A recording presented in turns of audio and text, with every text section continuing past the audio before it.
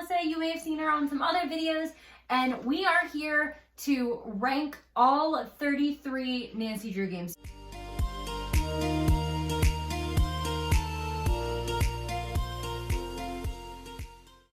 All right, so number 14 is Trail of the Twister. Woo. So for this one, we loved going to Ma and Pa's and playing the games. We tried so hard to get like this special like mystery box, but we gave up. It was way too much.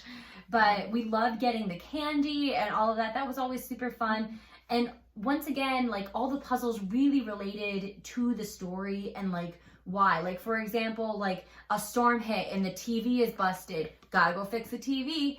Do the sirens for the alarm system, and we had to make the sirens for the tornado alarms. There was a mouse problem, so we had to trap all the mice. Like it all related back to the story, which is great. And there was a wide variety of games. Like it wasn't just like, as we said earlier, like the slider puzzles and the translations and stuff like that. It was different types. And honestly, for this one, the ending was really great. You literally got to save the day. You unlock that storm shelter and get everybody in there and you're safe. Yeah. And the cons for this one, the only con we really had is driving with other cars.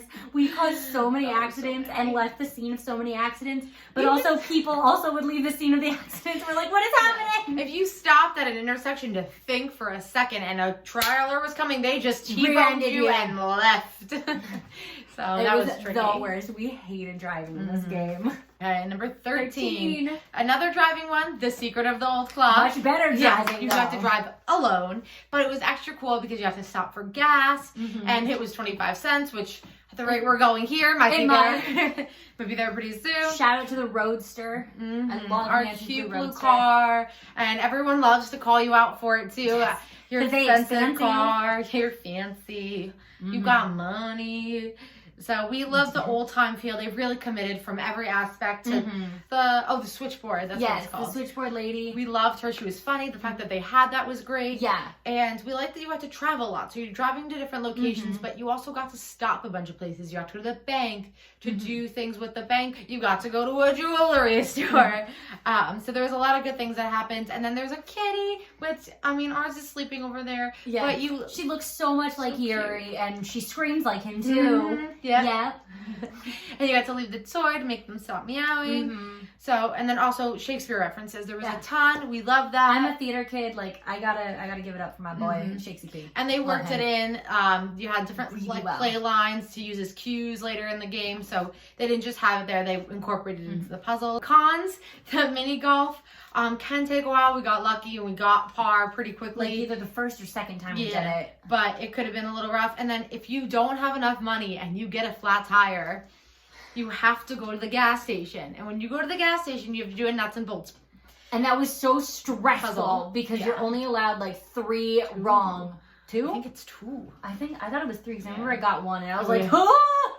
So number 12, Warnings at Waverly Academy. We loved this one. So Mel Corbelis is honestly the best one in the game. Loved her. She was great. And honestly, going back to like when these games tried to do like twists and stuff. So Ransom of the 7 Ships came first. And I think they kind of learned with like the twist because the twin twist in this one was so much better. And like I remember the first time I played the game, I didn't see it coming. But then like playing it for the second time, you notice like the little things that make the girls different. And I enjoyed seeing that from the second time. But also at the same time, how did those girls think it would work? Like they're going to split one high school diploma? Like how do you do that? Yeah, they both wanted to go to the school, so they're both getting the education, but you're still getting a diploma and only one of your names is going to be on it. So when you go to apply to colleges, your plan kind of goes downhill. Yeah. And the games with Leela and like being in the snack bar was super fun. And like we both are a sucker for like the food challenges. So those were really fun. And Casper, the squirrel. I love that squirrel. I love that little guy. He was so cute. The cons in this one, this is what, I'm probably not to bleep it out, but I don't know. We may just like leave it in because honestly it was funny. We were making notes at the end of this game, like what do we have to say about this game? And it was just, these bitches be bitches. Like these girls are awful to each other. This is high school. Yeah, high school. This is high school, and we also kept forgetting that this wasn't college. Yeah, like, because like it just looked like a college. And honestly, like, we both kept getting, like, high school war flashbacks from, like, all the mean girls in high school. Like, Jesus Christ. Like, it was bad. And these people were awful. So, number 11, we're so close to Almost the top 10. Was Secret of the Scarlet Hand. Henrik was wonderful. It's actually the first appearance of Sunny June. Mm-hmm, so, number 1. like, 2 great things, like, a little pop-up of Sunny. Yes. And Henrik was just, like the so best cute. friend, dad figure that we needed. Like, he was just awesome.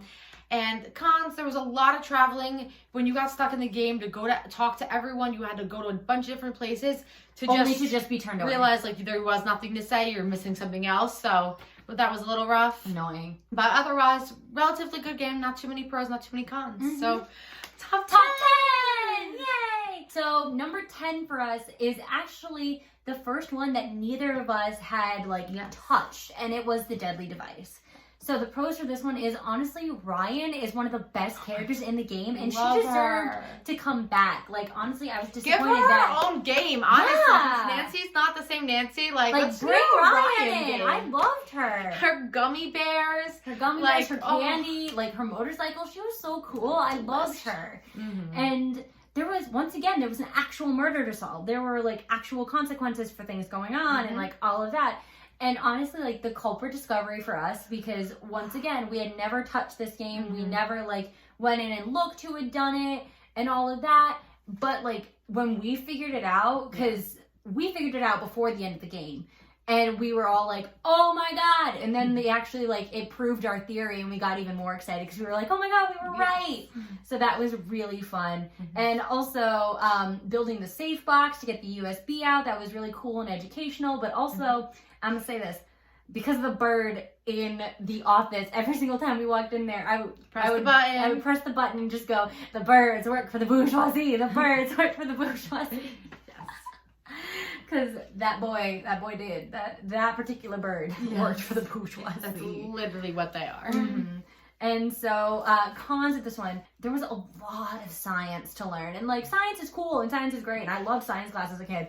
But it was just a lot. And, like, you had to apply it in different ways, and you had to, like, it felt like you were taking a test constantly, which sometimes is really fun, but at this time, no. We were the type of people who loved to go get Nancy, like, sugar high, so much candy. We would always make her get candy, but we couldn't get the candy in this one because you had to do the longest memory puzzle ever to just get into the candy box. So we didn't get as much candy as we wanted to because we didn't want to have to keep doing that and take time. So number 9. What is number 9? Oh, this is one of my personal, like, this one really hits home. Yeah. So The Legend of the Crystal Skull, of course we love it because of the atmosphere. You're in Louisiana, and one of my favorite Disney movies is Princess and the Frog. I went on a Disney cruise, and that was like, we had Tiana's Palace and, like, this music I'm a sucker for a saxophone. It was so great. And we got to eat gumbo in this game. Like, we had everything. Yes, and everything was super cohesive. The story made sense. Everything fit together. There was a little iguana they got to dress up and play games with. And then you had to gather eyes. Like, you had these fake eyes, and it gathered all together for a puzzle, which was super different, super unique. And all the eyes just looked really cool. Yes. You got to eat so much chocolate. You could make Nancy physically sick from eating so much chocolate. And you would get an award if you made her physically sick. And then playing as Bess was super, super fun. She is not a sleuth. She's definitely not a sleuth. But she did her best for Nancy. She did. And you got to do you're going to have to say the name of the puzzle. Rube Goldberg machine. Yes. So you had to make one of those to spill some sneezing powder, and that was super fun. It was something new that we had done, something that you see people do, like all the different contraptions to make something happen. I loved it. And then the only con was the teeth puzzle was so tricky. To convert teeth to books was rough. Like, baby teeth. Okay, it's the second one from the top. Like, it was a little rough, but we got it. We got it. We did. You definitely needed help to get it. Number 8 is Treasure in the Royal Tower. So I think this is, like, the highest ranked, like, OG game. And when I say OG, I mean, like, within the first, like, few. So this one, it was a great story for an early game. Like, all the history tie-ins were super fun. And except, like, one I still question. So I'm a big history nerd. I love English history. Yeah. So this is all about, like, Marie Antoinette and, like, French history and all that. Why is German Anne of Cleves the painting outside Nancy's room. Yeah. I caught it and I was like, wait. The tower's like brought in from France. It's Marie Antoinette's like tower. So maybe the castle's German and the tower's French. Yeah. But like, it was just random, and did she get there? It was random, and like I appreciated it. But there were so many places to explore, like around the castle and outside. In the snow. Yes, and we got to meet Hotchkiss for the first time, which was really great. In person, she was there. There.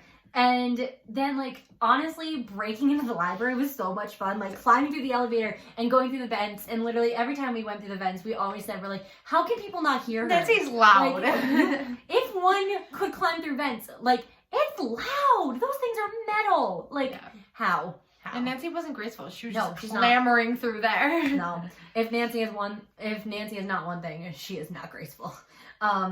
And cons, the time triggers were super annoying. Yeah. Once again, we say time triggers suck. Yeah. So number 7 is Last Train to Blue Moon Canyon. I know Alex loves this one. It's consistently fun. You're going through this train. There's a doll puzzle, which is a little tricky, but the concept is great. You gotta like spell the names out with the first and last initial, and all the dolls have a different personality, different outfit, different name. So you have to find them together. Yeah. You get to cook. You get to be a little short order chef for a little bit. There's a lot of characters to meet. We got to just meet Hotchkiss. Now we get to meet Charlena, who was in Shadow Ranch. It was the first appearance of the Hardy Boys. We got to work with awful them. Haircuts. And oh my gosh, his the weird bowl cut. Like, who animated that? I just want to talk. Yeah. You meet Tony Bellucci, who is like low on our list. If he was a game, he'd be the last game. Yeah. He has a lot of different types of puzzles, but the right amount. And then the only con was the culprit was very predictable. Yeah. Even when the girl goes missing. Yeah. Like that was pretty predictable. So, and it just seemed a little easy at times. There's a lot of puzzles, but they were very straightforward puzzles. So we did get through it a little too quickly, a little bit too easy. That particular one, we never even stopped to save. Like we got through it so quickly that, because usually like we'll stop and save and like go eat dinner or go get lunch or something. But that one, we went through it so quickly, we didn't even have to save. Yeah, so if that tells you anything. Number 6. So this one is The White Wolf of Icicle Creek.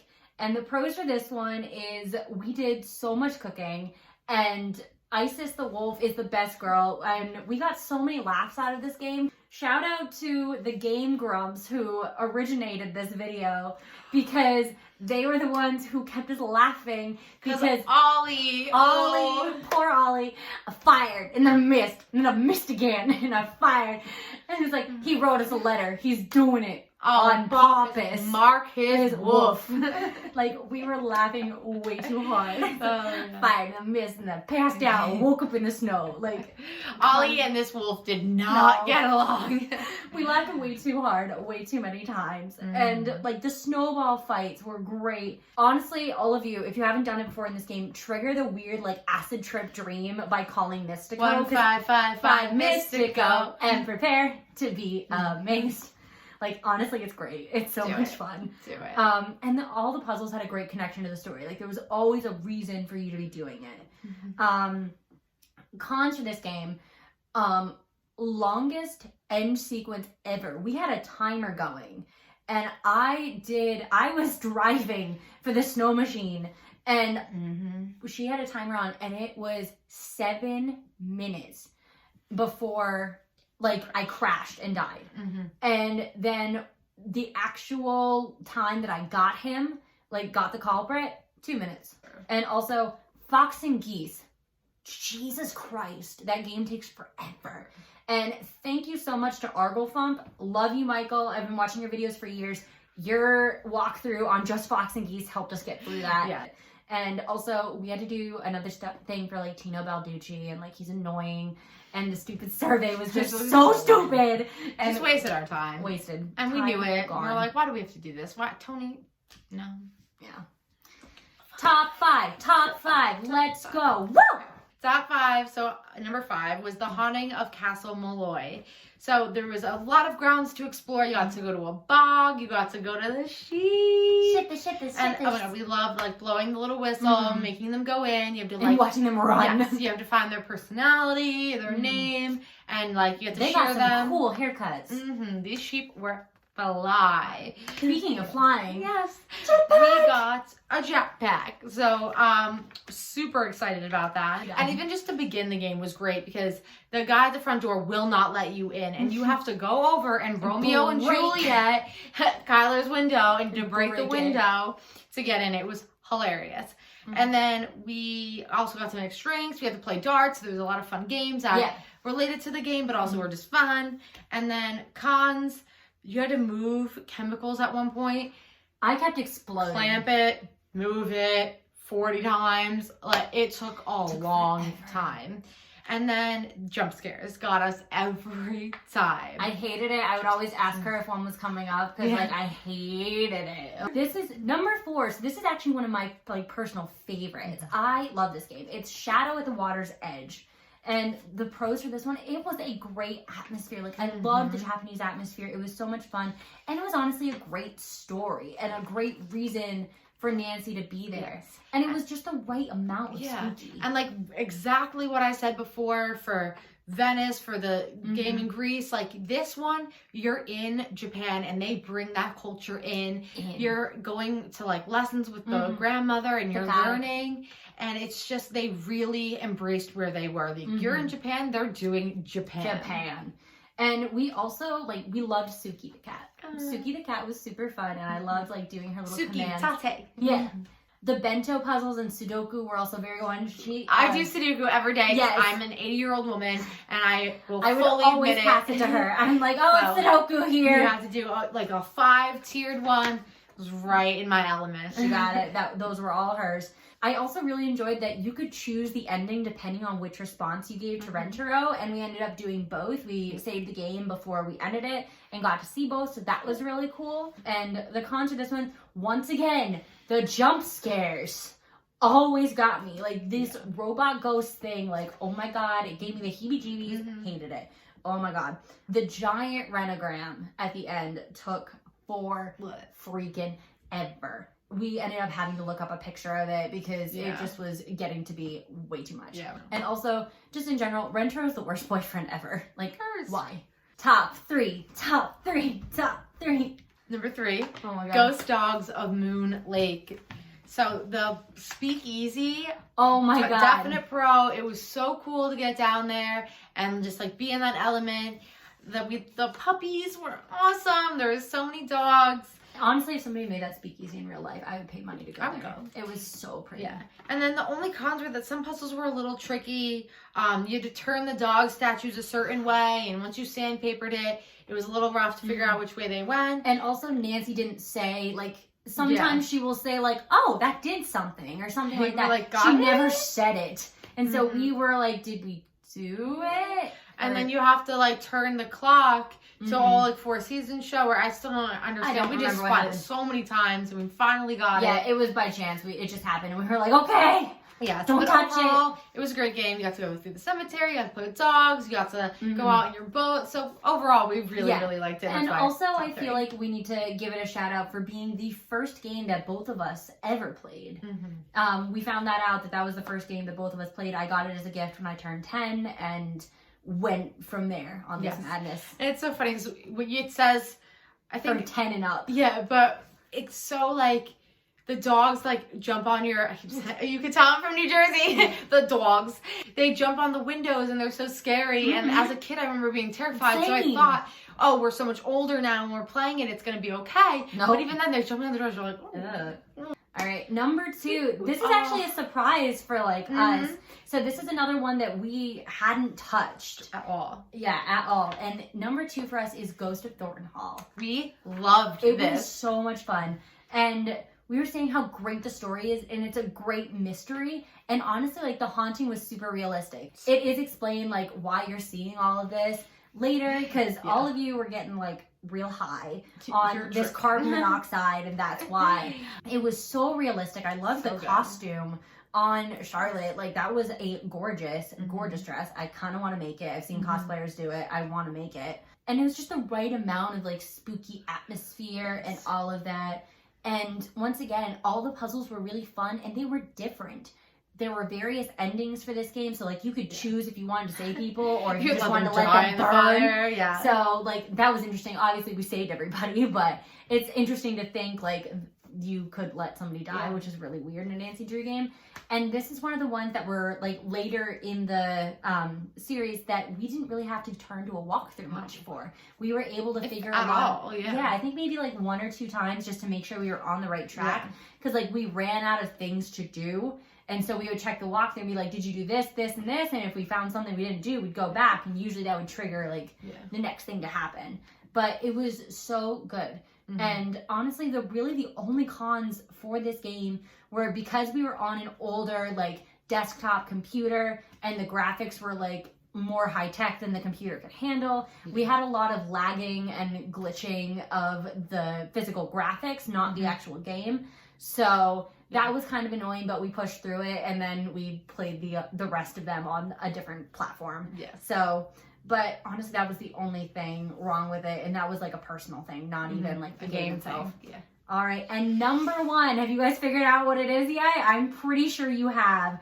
There you go. I'm gonna let you do it. The Secret of Shadow Ranch. This game across the board is everything we want in a Nancy Drew game wrapped up into one. It's got forward to it the story. Most.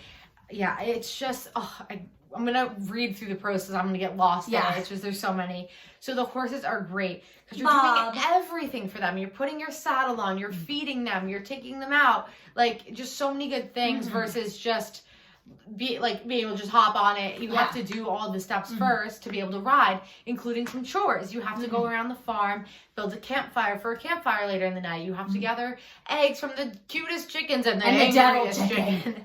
And you have to gather vegetables. So it's so nice. You're helping around the farm. It's very, very thematic. We loved it.